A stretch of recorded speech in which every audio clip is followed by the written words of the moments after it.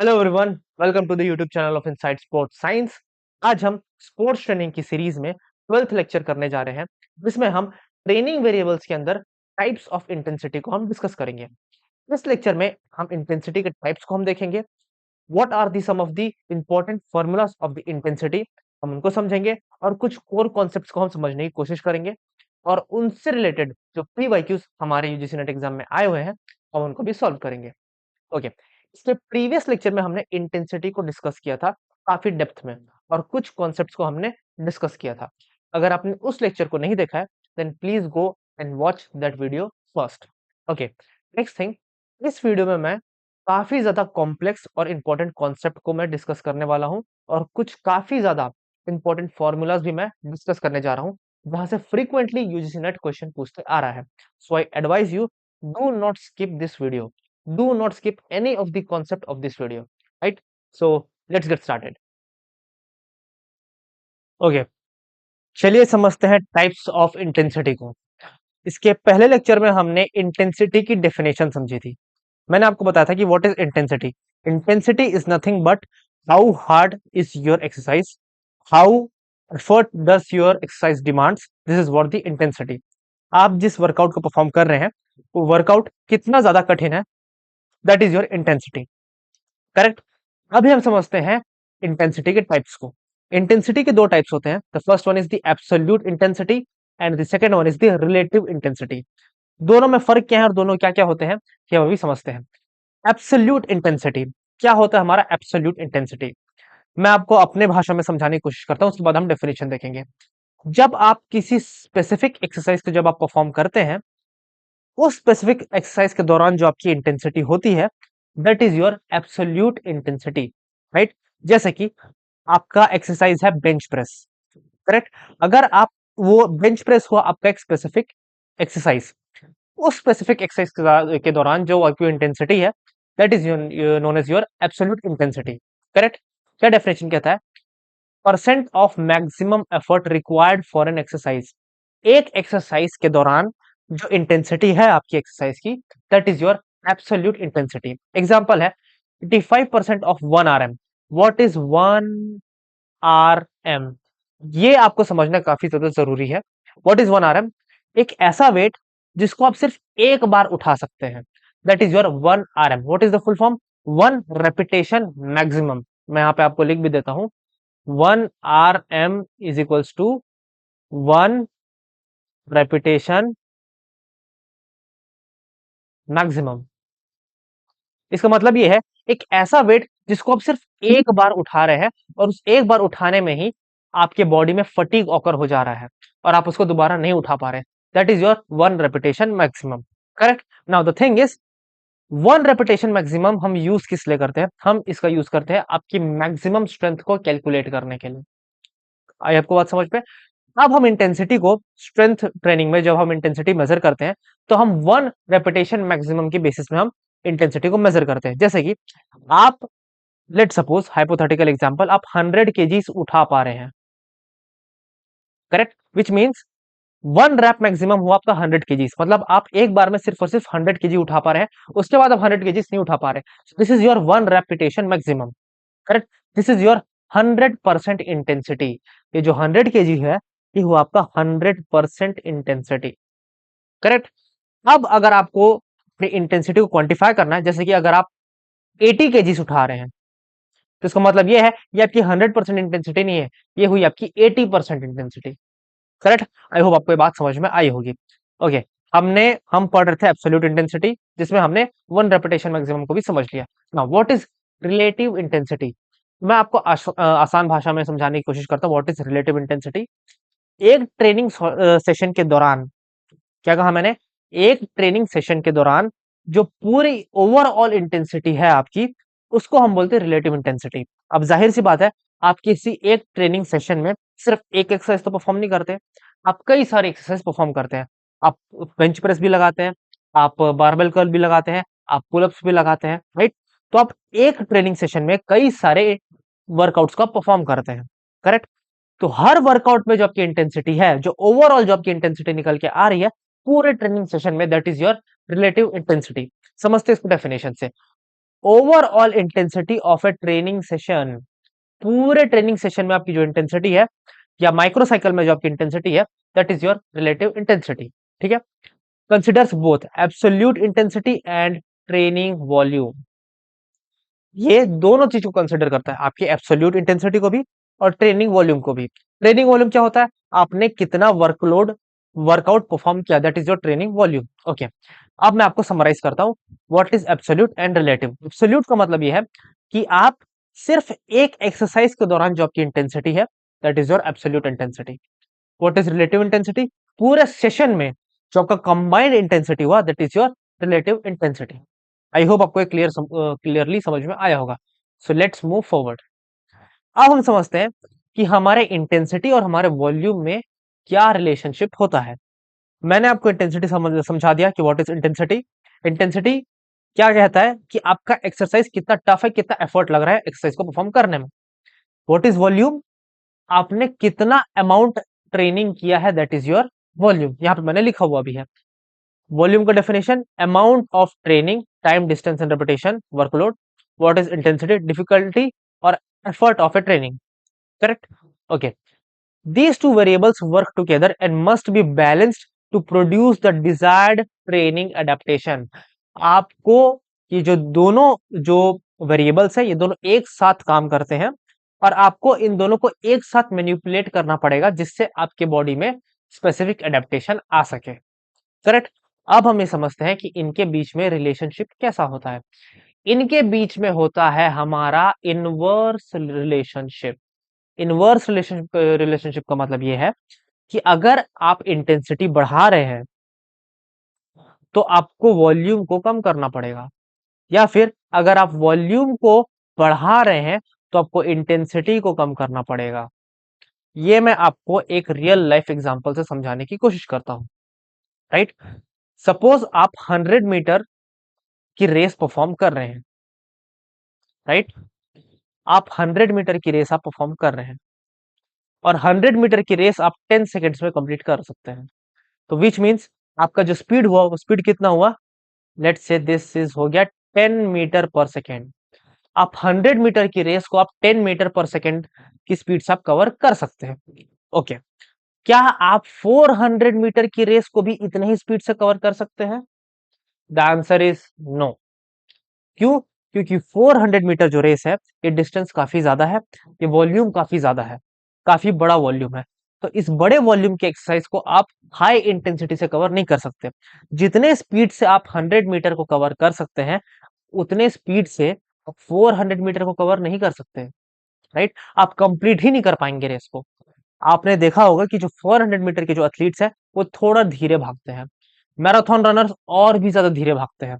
आपको उनको देख के लगेगा कि ये जॉगिंग कर रहे हैं, बट एक्चुअली वो जॉगिंग नहीं कर रहे हैं, वो रेस को कंप्लीट कर रहे हैं। करेक्ट? तो जैसे कि आपने देखा, 100 मीटर रेस एक छोटा रेस है, यहाँ पे वॉल्यूम कम है, इसलिए यहाँ पे इंटेंसिटी ज्यादा है। करेक्ट? 100 मीटर की जो रेस है, वो आप हाई इंटेंसिटी में कंप्लीट करते हैं। वेयर जैसे जैसे आप डिस्टेंस को बढ़ाएंगे, आपकी स्पीड कम होते जाएगी, यानी कि आपकी इंटेंसिटी भी कम होते जाएगी। राइट? ओके, अब हम डेफिनेशन से समझते हैं। Volume and intensity are generally inversely related. ये इनवर्सली रिलेटेड है। इसका मतलब यह है कि अगर आपका वॉल्यूम हाई है तो आपको अपनी इंटेंसिटी लो रखनी पड़ेगी, and if your intensity is high then your volume must be low. This balance helps athlete improve performance while preventing excessive fatigue and overtraining। ये जो बैलेंस है, ये एथलीट को हेल्प करता है अपने परफॉर्मेंस को इंप्रूव करने में और एक्सेसिव फटीग और ओवर ट्रेनिंग से प्रिवेंट करता है। करेक्ट? आई होप आपको रिलेशनशिप समझ में आया होगा। इंटेंसिटी और वॉल्यूम के बीच में इनवर्स रिलेशनशिप होता है। अगर एक बढ़ रहा है तो दूसरा घट रहा है, और अगर दूसरा घट रहा है तो पहला बढ़ रहा है। Okay, let's move forward. अब हम समझते हैं कि वॉल्यूम और इंटेंसिटी का जो रिलेशनशिप है, ये कितना इंपॉर्टेंट है पीरियोडाइजेशन में। करेक्ट? ओके, समझते हैं। Periodized training manipulates volume and intensity throughout the training year to achieve peak performance। आपका जो वॉल्यूम और इंटेंसिटी है, ये हम पूरे एक साल, जो आपका जो पूरा एक पीरियडाइजेशन का पीरियड है, उसमें हम वॉल्यूम और इंटेंसिटी को हम चेंज करते रहते हैं, हम उनमें वेरिएशन लेके आते हैं, हम उनको मैनिपुलेट करते हैं। Periodized training manipulates volume and intensity throughout the training year. पूरे ट्रेनिंग ईयर में हम उसमें मैनिपुलेशन लेके आते हैं, जिससे हम पीक परफॉर्मेंस को अचीव कर पाते हैं। अब हम ये समझते हैं कि जो हमारे फेजेस होते हैं पीरियडाइजेशन में, हम अलग अलग फेजेस में हम इंटेंसिटी और वॉल्यूम को कैसे मैनिपुलेट करते हैं। ठीक है, ओके। सबसे पहले आता है हमारा अर्ली प्रिपरेटरी फेज। जब हम अर्ली प्रिपरेटरी फेज में हैं, जब हम अपनी ट्रेनिंग को जस्ट शुरू किए हैं, तब हम इंटेंसिटी हाई रखते हैं, तब हम वॉल्यूम हाई रखते हैं, हम really sorry.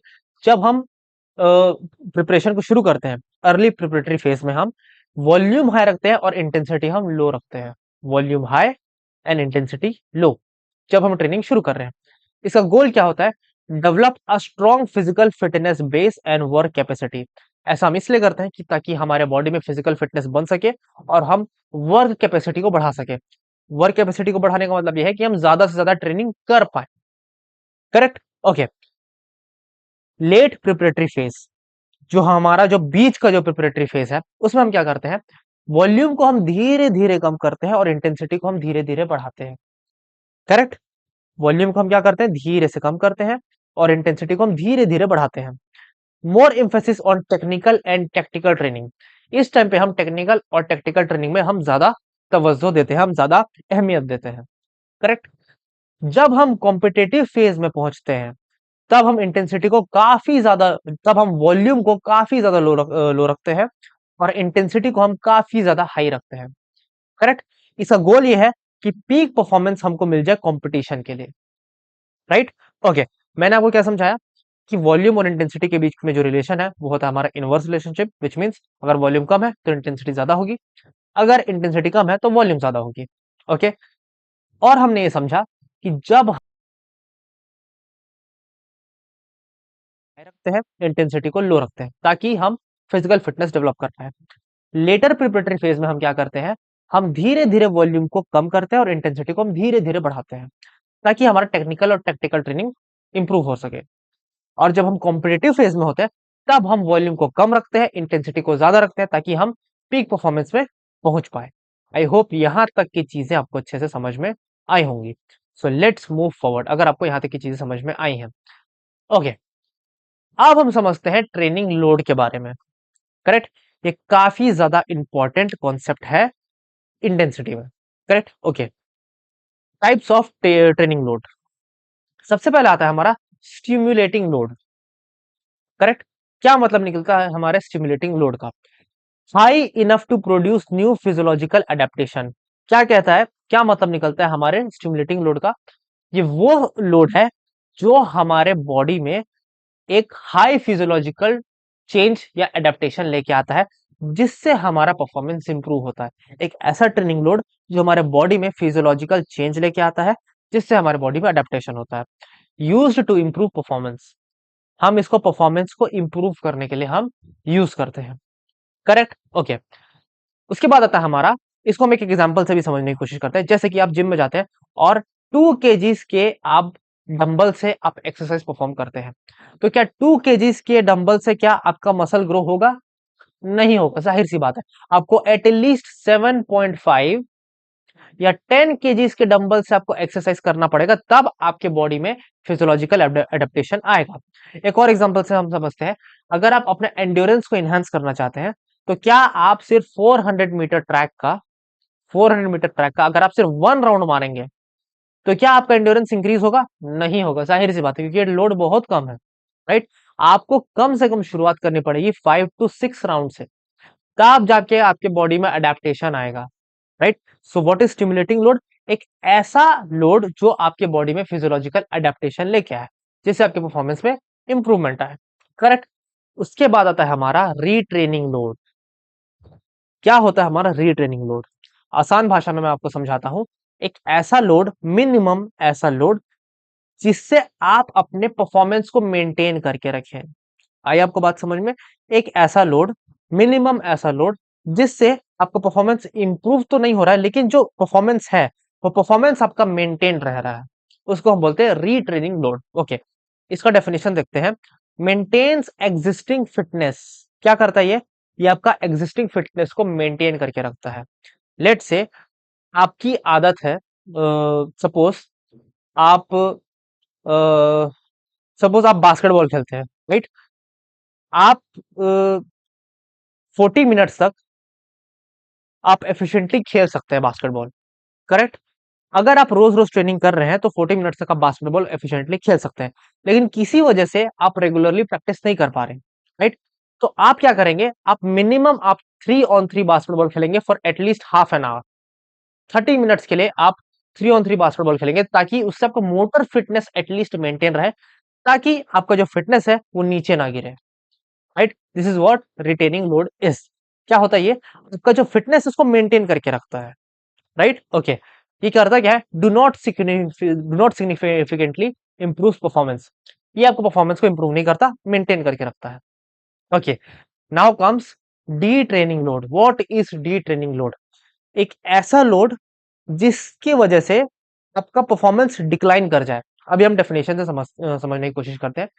To low to maintain fitness, एक ऐसा लोड जो कि बहुत कम है आपकी फिटनेस को मेंटेन करने के लिए, करेक्ट? इससे क्या होता है? Leads to decline in physiological adaptation. इसकी वजह से आपकी फिजियोलॉजिकल अडेप्टेशन में डिक्रीमेंट आता है, करेक्ट? आई होप आपको ये समझ में आया होगा। अभी मैं आपको सम अप कर देता हूं। What is stimulating load? एक ऐसा लोड जो आपके बॉडी में फिजियोलॉजिकल अडेप्टेशन लेके आता है, जिससे आपका परफॉर्मेंस इंप्रूव होता है। This is stimulating load. फिर आता है आपका रिटेनिंग लोड। रिटेनिंग लोड का मतलब ये होता है कि ऐसा लोड जो आपके फिटनेस को मेंटेन करके रखे, इंप्रूव नहीं करे, मेंटेन करके रखे। And what is D training load? एक ऐसा लोड जो कि आपके फिटनेस को डिक्लाइन कर जाता है, करेक्ट? ओके, अभी हम आगे बढ़ते हैं। एग्जाम्पल से हम देखते हैं। एक नोविस एथलीट है। नोविस का मतलब यह है कि एक नया नया एथलीट है। May improve strength by training 3 days per week, correct? जो एक नया नया एथलीट है, वो शायद उसके बॉडी में स्ट्रेंथ इंप्रूव हो जाए अगर वो सिर्फ और सिर्फ वीक में 3 days ट्रेनिंग करता है। लेकिन अगर आप एडवांस एथलीट की बात करें, तो advance athlete 4 to 8 resistance training sessions per week चाहिए उसको, तब जाके वो इंप्रूव करेगा। This demonstrates that training load must increase as training status improve. क्या कह रहा है ये?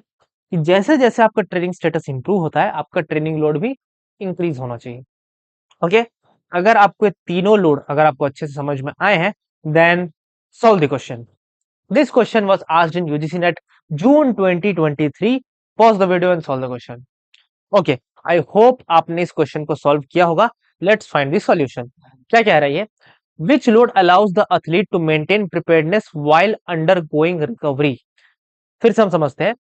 Which load allows athlete to maintain preparedness, एक ऐसा लोड जो हमारे प्रिपेयर्डनेस को मेंटेन करके रखता है व्हाइल अंडरगोइंग रिकवरी। सपोज आपको चोट लग चुकी है, आप उस लेवल की ट्रेनिंग नहीं कर पा रहे, लेकिन आप चाहते हैं कि आपका फिटनेस मेंटेन रहे, क्योंकि आप रिकवरी प्रोसेस में तो आप हाई इंटेंसिटी एक्सरसाइज नहीं कर सकते, right?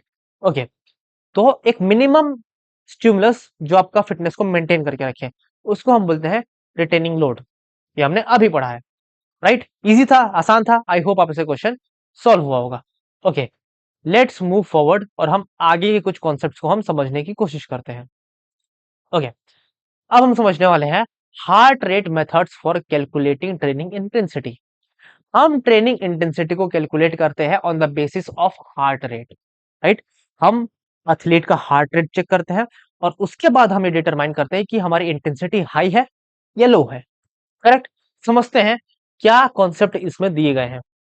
Heart rate is an effective tool for prescribing, monitoring and evaluating training intensity, right?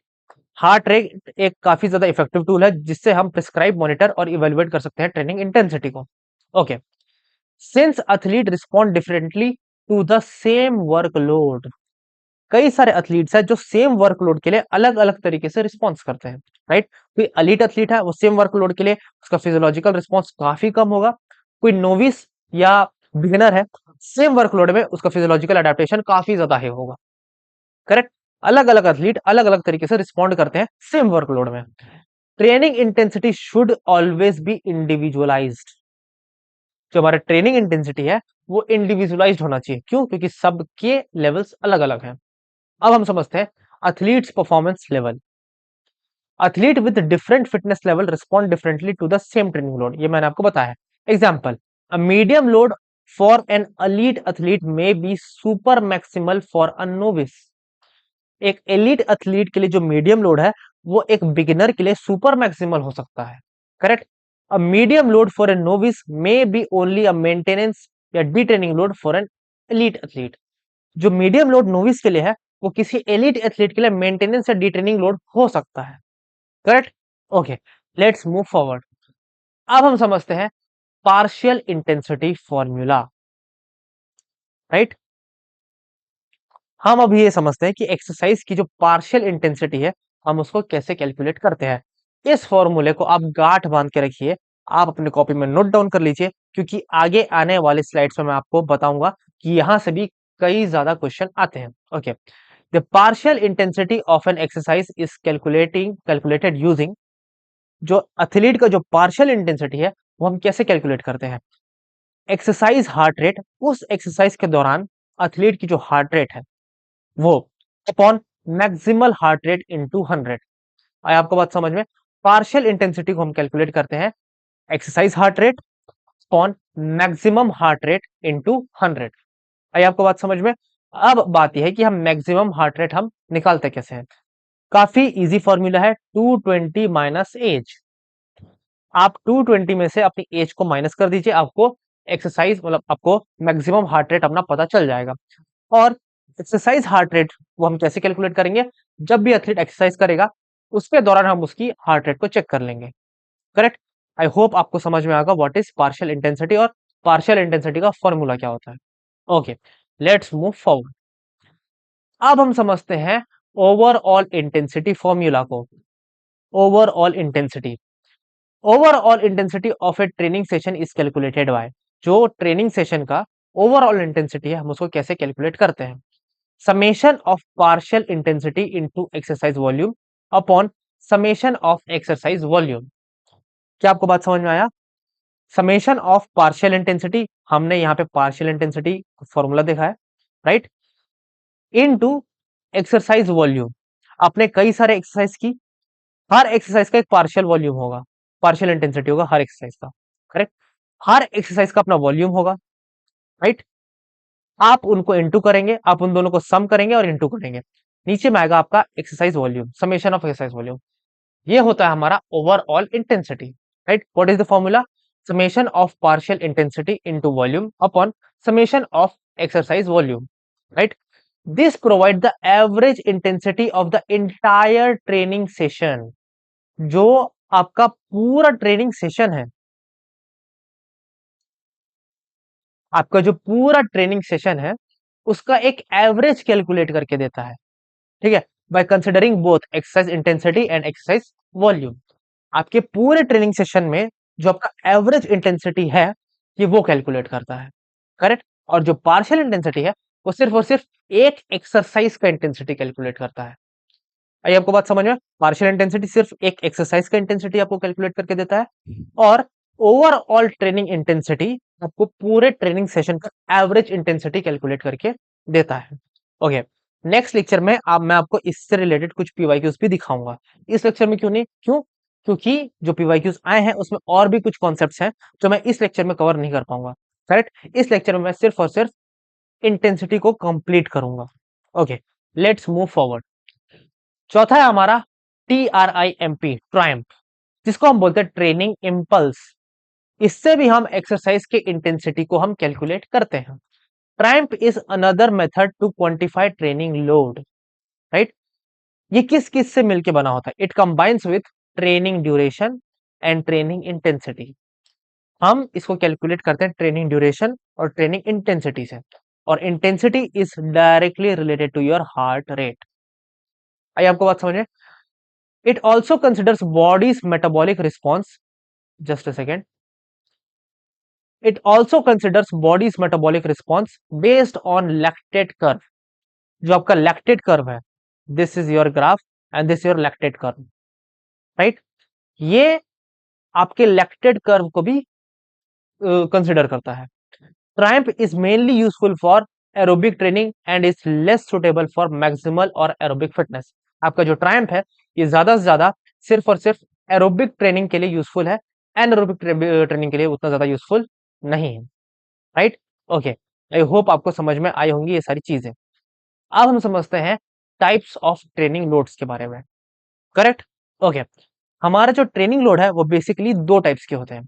The first one is the external load, जिसको हम एक्सटर्नल डोसेज भी बोलते हैं, and the second one is the internal load, correct. Okay, one by one समझते हैं external load और internal load को। Starting with the external load. External load वो लोड होता है जो हम अपने बॉडी को देते हैं एक्सटर्नली, करेक्ट। ओके, समझते हैं क्या कह रहा है definition.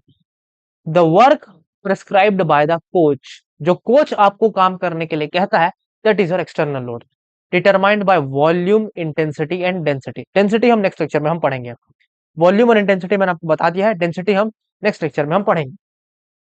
Easily measured and recorded using training locks, हम इसको इजिली मेजर कर सकते हैं और हम ट्रेनिंग लॉक से हम इसको रिकॉर्ड करते हैं, राइट। इसके एग्जांपल्स है डिस्टेंस रनिंग, आप जो रनिंग करते हैं वो है आपका external load. Number of sets and repetitions, right. Weight lifted, training duration. मोटे मोटे तौर पर व्हाट इज एक्सटर्नल लोड, जो हम एक्सरसाइज परफॉर्म करते हैं, that is your external load, correct. अब हम समझते हैं what is internal load. Internal load क्या है, ये मैं आपको बहुत ही आसान भाषा में समझाने की कोशिश करता हूं। जब भी हम कोई एक्सटर्नल लोड को परफॉर्म करते हैं, उसका इफेक्ट हमारे बॉडी में जो नजर आता है, that is our internal load. क्या मैंने आपको बताया, एक्सटर्नल लोड की वजह से हमारे बॉडी में जो चेंजेस आते हैं, जो हमारे बॉडी को लोड उठाना पड़ता है, उसको हम बोलते हैं इंटरनल लोड। जैसे कि अभी हम समझते हैं इंटरनल लोड को। The athlete's physiological and psychological response to the external load, external load की वजह से हमारे बॉडी में जो साइकोलॉजिकल और फिजियोलॉजिकल जो रिस्पॉन्स आता है, that is our internal load. जैसे कि फटीग लेवल, हार्ट रेट, जाहिर सी बात है आप रनिंग करेंगे तो हार्ट रेट इंक्रीज होगा। रिकवरी, फटीग के बाद आपको रिकवरी करनी है। Hormonal response, right, epinephrine, nor epinephrine increase हो जाता है जब भी हम एक्सरसाइज करते हैं, तो कैटेकोलामाइंस इंक्रीज हो जाते हैं, करेक्ट। साइकोलॉजिकल स्ट्रेस, आपके साइकोलॉजिकली भी आपके माइंड में स्ट्रेस आता है। So that is our internal load. क्या होता है, एक्सटर्नल लोड का इफेक्ट जो हमारे बॉडी में आता है। Okay, internal load depends on how each athletes respond, so the same external load can produce different responses in different athletes, right. ये मैंने आपको बता चुका है कि सेम लोड जो है वो सेम लोड पे अलग अलग एथलीट अलग अलग रिस्पॉन्स देते हैं, करेक्ट। ओके, अगर आपको ये सारे कॉन्सेप्ट समझ में आए हैं, then solve the question. This question was asked in UGC NET September 2020। Pause the video and solve the question. Okay, I hope आपने इस क्वेश्चन को सॉल्व किया होगा। Let's find the solution. क्या कह रहा है question, factors determining the external load includes, क्या कह रहा है कि कौन कौन से फैक्टर्स हैं जो हमारे एक्सटर्नल लोड को डिटरमाइन करते हैं। ये हमने अभी देखा है what is external load. Okay, समझते हैं। ये कुछ स्टेटमेंट्स हैं और ये कुछ ऑप्शंस हैं, हम एलिमिनेट करेंगे। Quality of execution of movement exercise, जाहिर सी बात है जो भी हम एक्सरसाइज हम परफॉर्म करते हैं वो होता है हमारा एक्सटर्नल लोड। तो ए तो हमारा सही स्टेटमेंट है। अब हम उन स्टेटमेंट को एलिमिनेट करते हैं जहां पे ए सही आंसर नहीं है, this one and this one, I am sorry, सिर्फ हमारा ऑप्शन टू ही एक ऐसा है जो ए को सही साबित नहीं कर रहा है, बाकी ए तो सभी में है, यहाँ पे भी, यहाँ पे भी और यहाँ पे भी। ओके, लैक्टिक एसिड कॉन्सेंट्रेशन, क्या लैक्टिक एसिड कॉन्सेंट्रेशन हमारा एक्सटर्नल लोड है? एंड द आंसर इज नहीं। लैक्टिक एसिड कॉन्सेंट्रेशन हमारा इंटरनल लोड है। क्यों? क्योंकि लैक्टिक एसिड कॉन्सेंट्रेशन ये एक रिस्पॉन्स है जो हमारा बॉडी दिखाता है एक्सटर्नल लोड की वजह से, करेक्ट। तो बी तो हो गया हमारा गलत आंसर, तो बी इज रॉन्ग। तो अब हम बी को यहाँ पे कट कर देते हैं। Okay, now we are left with option 1 and option 3। Okay, type of exercise, क्या ये हमारा एक्सटर्नल लोड है? Yes, type of exercise are external load. तो ऑप्शन सी तो यहाँ पे दोनों में है। ओके, डी को हम समझते हैं। हार्ट रेट, क्या हार्ट रेट हमारा एक्सटर्नल लोड है? No, heart rate is our internal load. क्यों? क्योंकि एक्सटर्नल लोड की वजह से हमारे बॉडी में हार्ट रेट इंक्रीज होता है। तो डी हो गया हमारा रॉन्ग आंसर, तो 3 हो गया हमारा गलत, and the right answer is option number 1। I hope आपसे क्वेश्चन सॉल्व हुआ होगा। काफी ज्यादा इजी क्वेश्चन था ये, right? Okay, let's move forward and solve the next question. Degree of training load is also known as. This question was asked in UGC NET सितंबर 2020. आप pause कीजिए और सॉल्व कीजिए इस क्वेश्चन को. ओके, आई होप आपने इस question को solve किया होगा. क्या कह रहा है? Degree of training load is also known as. Training load की जो डिग्री है हम उसको और क्या कहते हैं? It is also known as the optimum load. Correct. अभी हम इस क्वेश्चन का एक्सप्लेनेशन भी हम जान लेते हैं. ओके, क्या कह रहा है? The degree of training load refers to magnitude और intensity of load that produces the best training adaptation. क्या क्या होता है हमारा degree of training load? Magnitude या इंटेंसिटी, उस लोड का मैग्नीट्यूड या इंटेंसिटी जो हमारे बॉडी में एडेप्टेशन लेके आता है विदाउट कॉजिंग एक्सेसिव फटीग. बिना फटीग लाए वो हमारे बॉडी में एडेप्टेशन लेके आता है, उसी को हम बोलते हैं degree of training load. Correct. और इसको हम ऑप्टिमम लोड भी बोलते हैं. क्या डेफिनेशन है हमारे ऑप्टिमम लोड का? The ideal amount of training load that produces maximum improvement. एक ऐसा लोड जो हमारे बॉडी में मैक्सिमम इंप्रूवमेंट लेके आता है. करेक्ट. ओके, एक्सटर्नल लोड आप जानते हैं. What is external load? Speed, distance, weight lifted, work performed is known as external load. What is internal load? Internal load क्या होता है? जो हमारा बॉडी रिस्पॉन्स दिखाता है एक्सटर्नल लोड के वजह से. Athlete physiological and psychological response. Now what is critical load? इसको आप नोट डाउन कर लीजिए, ये मैंने नहीं पढ़ाया है. क्रिटिकल लोड क्या होता है? Refers to the highest exercise intensity that can be sustained for prolonged period. क्या होता है हमारा क्रिटिकल लोड? एक हाईएस्ट एक्सरसाइज इंटेंसिटी जिसको हम काफी समय तक सस्टेन करके रख सकते हैं, काफी समय तक हम उसको मेंटेन करके रख सकते हैं. That is our critical load. Okay, यहां पे हमारा इंटेंसिटी कंप्लीट हो चुका है, राइट? इस लेक्चर में हमने टाइप्स ऑफ इंटेंसिटी पढ़ा और उसके कुछ कॉन्सेप्ट्स पढ़े. इंटेंसिटी और वॉल्यूम के बीच में क्या क्या रिलेशनशिप्स होते हैं हमने वो देखा. हमने टाइप्स ऑफ लोड पढ़ा और उनसे रिलेटेड हमने कुछ पीवाईक्यूज को सॉल्व किया है. आई होप आपको सारे पीवाईक्यूज और वो सारे कॉन्सेप्ट आपको समझ में आए होंगे. नेक्स्ट वीडियो में हम डेंसिटी पढ़ेंगे. So if you have any sort of doubt then let me know in the comment section.